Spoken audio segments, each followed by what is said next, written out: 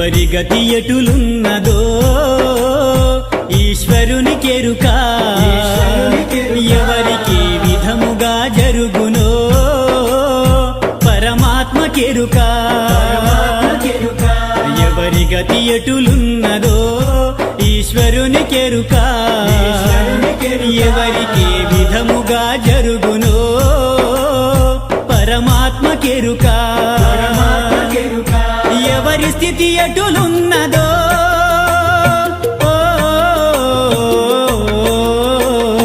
ఎగసి ఎగసి పడుటే కాని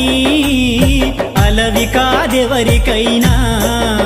హరిహర బ్రహ్మాదులైనా అనుభవించక తీరదు